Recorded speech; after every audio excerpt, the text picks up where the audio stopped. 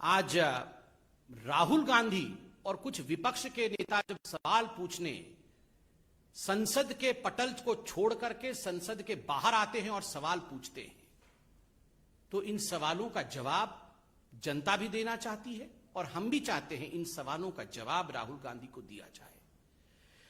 राहुल जी, आपने कहा कि आज पूरा विपक्ष जो है वो पूरा विपक्ष आज एक हो गया है और एक होकर ये कुछ सवाल पूछ रहा है।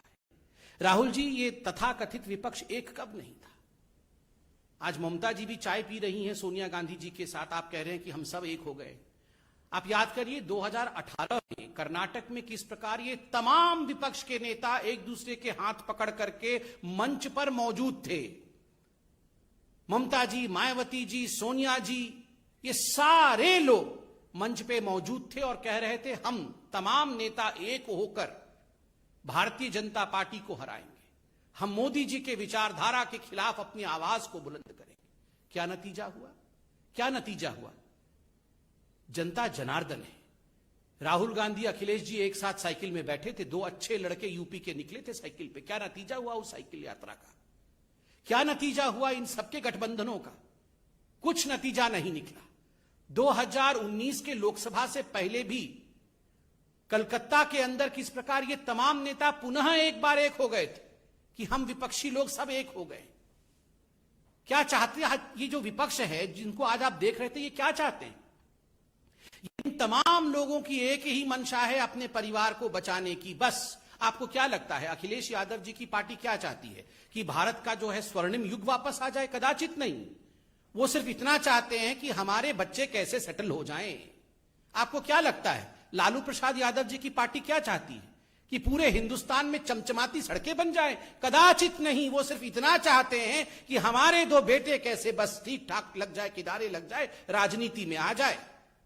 आपको क्या लगता है शिवसेना क्या चाहती है कि किस प्रकार से महाराष्ट्र उन्नत महाराष्ट्र बन जाए? बिल्कुल नहीं। वो सिर्फ किस प्रकार परिवार आगे बढ़े उसकी चिंता करती है। आपको क्या लगता है ये कांग्रेस पार्टी, सोनिया जी, प्रियंका जी, राहुल जी घर में बैठ के ये चिंता करते होंगे कि फिर से हिंदुस्तान को सोने की चिड़िया बना देनी है? बिल्कुल नहीं। राहुल और प्रियंका कैसे राजनीतिक रूप से सेटल हो जाए, इनकी एक ही चिंता है। नरेंद्र मोदी जी जो किसी राजनीतिक परिवार से नहीं आते हैं, उनकी एक ही चिंता है हिंदुस्तान को विकास के पथ पे सेटल करना है। इसीलिए जनता जनार्दन आपके इस विपक्ष के एक होने के नाटक को सब समझती है, अच्छी तरह से समझती है। दूसरा प्रश्न राहुल जी ने उठाया कि हमारी आवाज को पार्लियामेंट में दबाया जा रहा है। राहुल जी, कौन किसकी आवाज दबा रहा है? ये हिंदुस्तान की जनता आज टेलीविजन के माध्यम से देख रही है, सब कुछ टीवी पे आता है। कौन दबा रहा है आवाज को? मैं जनता से पूछता हूं, मैं भी साधारण व्यक्ति हूं। आप बताइए, ये कोविड के समय जब दूसरी लहर चल रही थी, जिस समय कई लोग अपना दम तोड़ रहे थे, ये सारे कांग्रेस के नेता ये क्या कह रहे थे? राहुल जी क्या कह रहे थे? अभी बुलाओ, विशेष सत्र बुलाओ, अभी हम कोरोना के ऊपर चर्चा करना चाहते हैं। We want to discuss about corona, we want to discuss about Covid.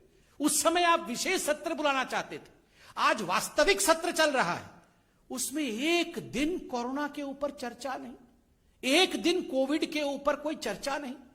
जब आदरणीय प्रधानमंत्री खुद कहते हैं आप तीक्ष्ण सवाल पूछिए, कठिन सवाल पूछिए, हम जवाब देंगे, यही लोकतंत्र है, तो आप सवाल पूछते नहीं है कोरोना पे। जब आदरणीय प्रधानमंत्री जी मीटिंग रखवाते हैं, सभी पार्टी के लोग, सभी दल के लोग आए, हम एकजुट होकर बैठेंगे, तीसरी लहर में किस प्रकार लड़ाई लड़नी है, हर जिले में कैसे एक ऑक्सीजन प्लांट खुलना है, उस पर हम चर्चा करेंगे। कांग्रेस वाले नदारत रहते हैं, उस समय वो दिखते नहीं है, वो उस मीटिंग का बहिष्कार करते हैं। जनता जनार्दन सब देख रही है राहुल गांधी। आज आप कह रहे हैं हमारे लिए पेगासस सबसे महत्वपूर्ण है। हमारे एक झूठे मुद्दे को, एक मैन्युफैक्चर्ड मुद्दे को आप कह रहे हैं कि ये हमारे लिए सबसे महत्वपूर्ण है, हमारे लिए कोरोना महत्वपूर्ण नहीं है। आप लोगों के जीवन के साथ खिलवाड़ कर रहे हैं। लोगों ने आपके कुछ सांसदों को चुना है और भेजा है, उन इलाकों के लोगों का जीवन भी महत्वपूर्ण है, उनके साथ खिलवाड़ करना उचित नहीं है, यह आपकी जिम्मेदारी नहीं है। आप जनता जनार्दन की आवाज को दबा रहे हैं पार्लियामेंट में। तीसरी बात, राहुल गांधी ने कहा कि उनके फोन में हथियार डाल दिया गया है, कि हमारे फोन में हथियार डाल दिया गया है। राहुल जी, हथियार डाल दिया गया है आपके फोन में, तो आप इतने दिन तक बैठे क्यों हुए? आपको पता है आपके फोन के अंदर हथियार है। आप हथियार निकालने के लिए फॉरेंसिक डिपार्टमेंट गए? आप पुलिस थाने में जाके हथियार निकालने के लिए एफआईआर किया आपने? आप बताइए, आपको अगर हम में से किसी को पता चल जाए कि हमारे फोन के अंदर हथियार है, तो हम हाथ पैर धर के घर में बैठेंगे? बिल्कुल नहीं। हम जाके हथियार निकालें? कोई हथियार नहीं है। जो चीज है नहीं उसका हथियार बना करके पार्लियामेंट को रोकना, एक नॉन एग्जिस्टेंट इशू को इशू बना करके किस प्रकार वो हथियार के रूप में काम करे, ताकि ये लोग पार्लियामेंट से नदारत रहे, ताकि असली मुद्दों पर चर्चा ना हो, ताकि पार्लियामेंट स्टॉल हो जाए, यही इनका हथियार है। आज भी इस मंच से मैं कहना चाहूंगा, राहुल जी, आपके फोन में हथियार है तो तुरंत फोन को जाके पार्लियामेंट के थाना में आप सरेंडर करिए, हथियार निकलवाइए। हथियार रख के फोन में मत चलिए, ये अच्छी बात नहीं है। राहुल जी, आपने कहा कि हम पार्लियामेंट को डिस्टर्ब नहीं कर रहे हैं और पेगासस पे सरकार को चाहिए कि बिल्कुल उत्तर दे दे, और हम अपनी जिम्मेदारी को पूरी कर रहे हैं पार्लियामेंट। राहुल जी, पेगासस पर ही आईटी मंत्री अश्विनी वैष्णव जी पार्लियामेंट में उत्तर दे रहे थे, लिखित उत्तर दे रहे थे। जो लिखा हुआ है उससे पढ़कर उत्तर दे रहे थे। आपके सभी प्रश्नों के, आपके सभी संशयों का उत्तर दिया जा रहा था। मगर आप लोगों ने क्या किया? आप लोगों ने कागज को आदरणीय मंत्री जी के हाथ से छीन करके फाड़ दिया, उसे हवा में उड़ा दिया, उसे फेंक दिया। यह जिम्मेदारी है?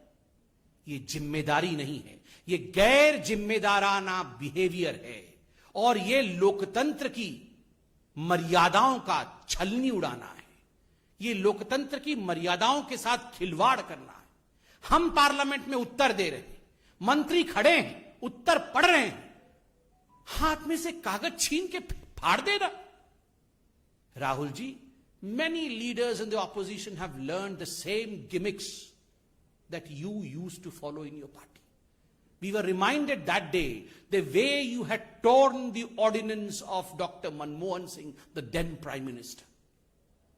उस समय के प्रधानमंत्री डॉक्टर मनमोहन सिंह जी के ऑर्डिनेंस को आपने जिस प्रकार फाड़ करके कागज को उड़ाया था ना, ठीक उसी प्रकार आपसे सीखकर आज कुछ आपके अनुयायी मंत्रियों के कागजों को संविधान के सबसे बड़े मंदिर के पटल पर फाड़ कर फेंक रहे हैं। ये जिम्मेदारी नहीं है।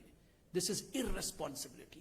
But by the way, Rahul and responsibility can never travel together.